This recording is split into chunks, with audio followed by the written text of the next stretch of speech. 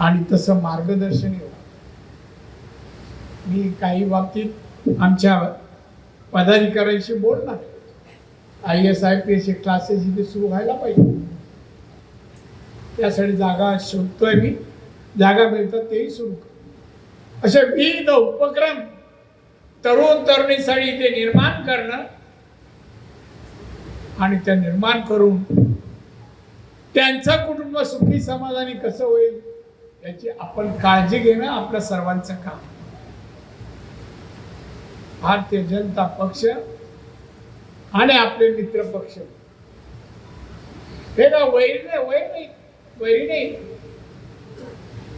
पक्षाचे प्रमुख नेते मंडळी निर्णय घेतील.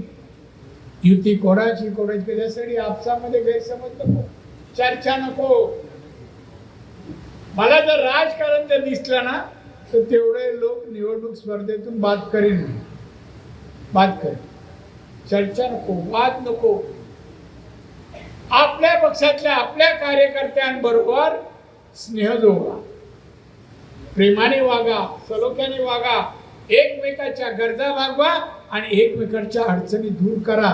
तरच आपला पक्ष एकजुटीने एक नंबरचा पक्ष जगात आहे, तो देशातही होईल आणि जिल्ह्यातही होईल आणि त्यासाठी प्रयत्नशील असं मला वाटतं. आणि म्हणून आज आपण या ठिकाणी बसलो, चर्चा केली. पुढच्या वेळेला अशी चर्चा नाही हो.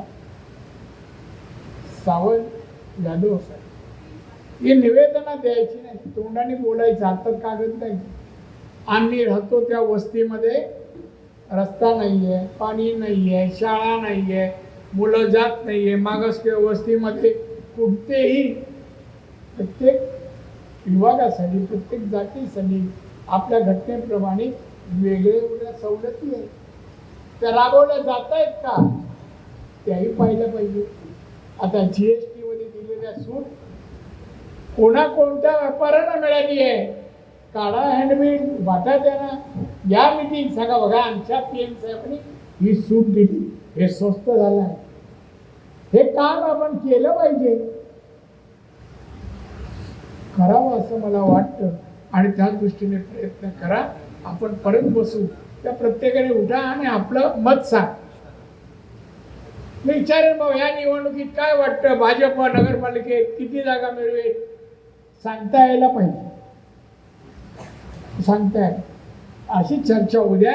निवेदन पुढच्या वेळेला ना 10, 15, 18 निवेदन त्याच्यामध्ये बाबी आहेत. 18 अरे लिहून का आणता, इथे बोला ना, ही अडचण आहे.